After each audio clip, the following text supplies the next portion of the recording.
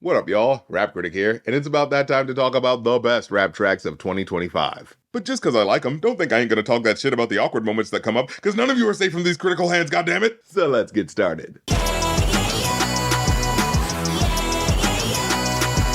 Now, Rico Nasty is someone I've always wanted to get into, but haven't found just the right joint yet. I want to call her like the modern female Busta Rhymes, but it wasn't until now where I've come across a track that pulled me all the way through with her riot girl energy. But this track was just what the doctor ordered. Here I can really feel her unhinged madness bouncing off the walls, with a delivery that sounds like she's punching through drywall as she's rapping. This song really feels like Rico finally catching lightning in a bottle, then cracking it over her knee and crunching the glass with her teeth.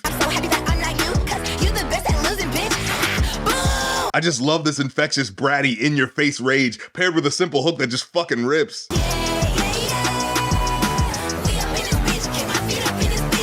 I'm always down to put my chips on the kooky alt-black chick who's bringing a different vibe. Just please don't end up going the Doja Cat route with the racist chat rooms and the self-hating energy. Please just be a normal weirdo black girl who likes wearing those long Tim Burton striped socks.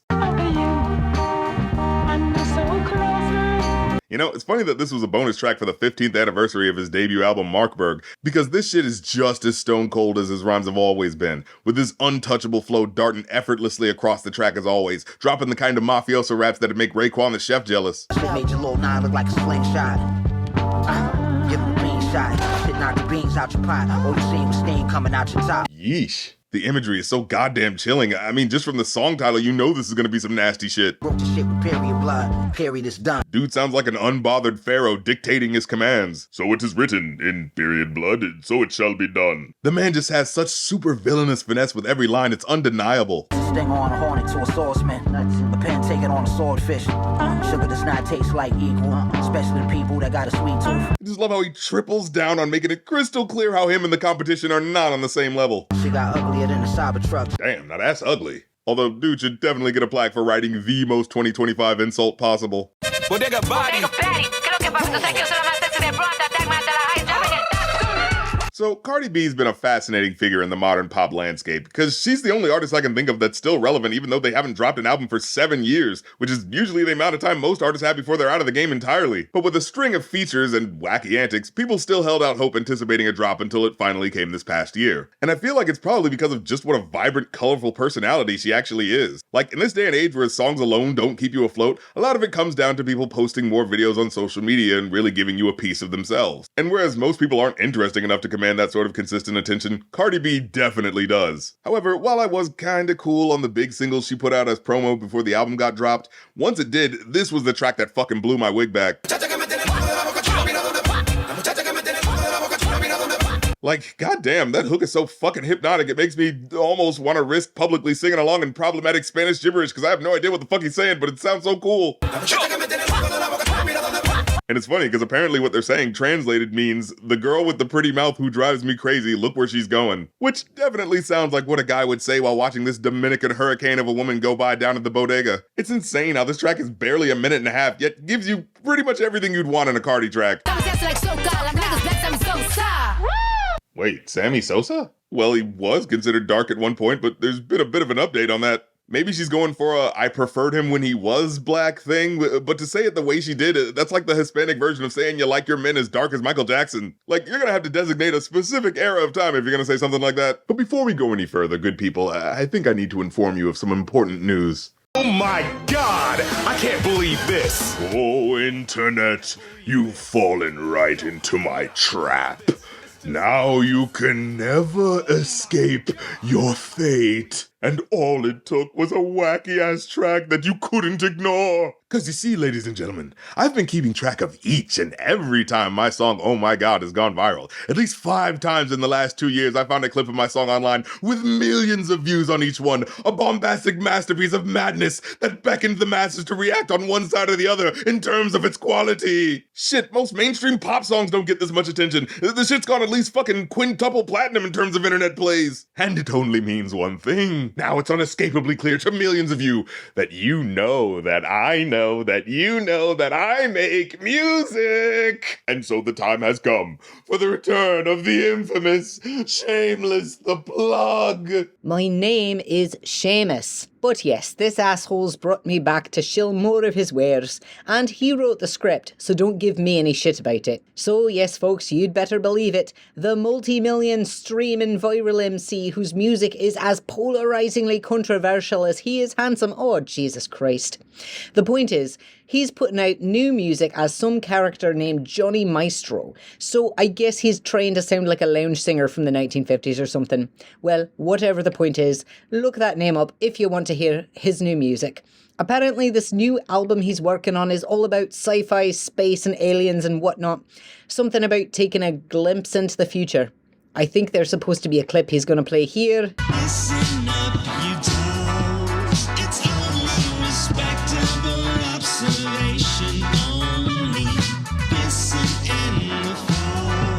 You think you'll get more than an autograph, you lonely. And to whet the musical appetite, he's going to have a link to a playlist of all the new shite he's been working on, so scroll down and check it out to hear what the fucker's been up to now. Well, I did my bit, so if you'll excuse me, I'm going to go make sure the check cleared for this job, and if not, I'm kicking his ass all the way down the rocky road to Dublin. Shameless out.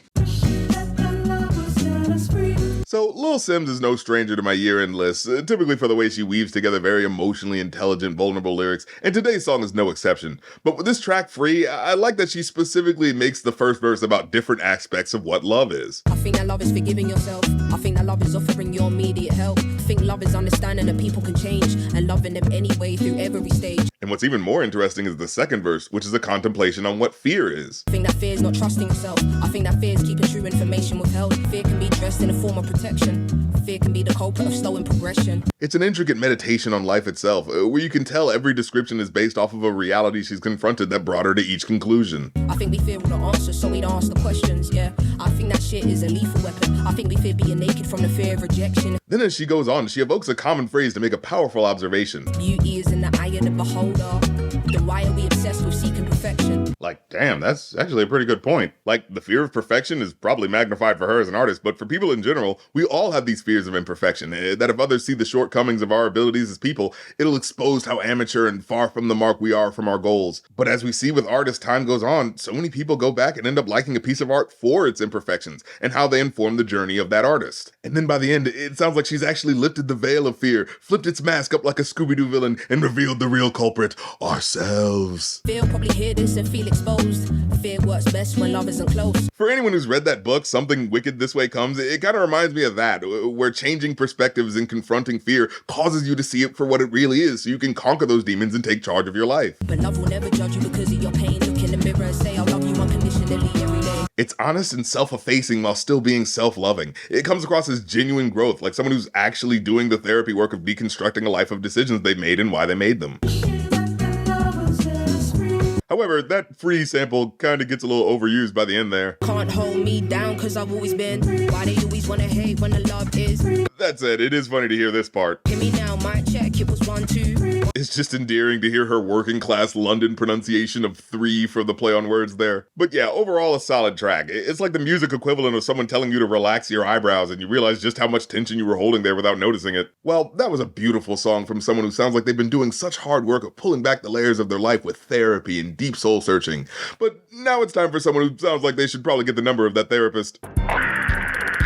Cause man, this track is as problematic as they come, but the bizarre creativity of their baby mama hatred is so fucking unhinged, you can't help but laugh at the absurdity. I hope my BM gets super glued to some train track. I hope a rapper flies her out of town in the plane crash. I hope she gets AIDS, herpes, and Ebola. I hope she goes to a picnic and bugs fly all in her soul. I hope she jumps onto the couch with knives all under the sofa. Like, this is straight Batman villain shit. I hope she walks around by herself and sees a kidnapper. I hope the bitch ends up in a natural disaster. He even sounds like the Penguin at one point.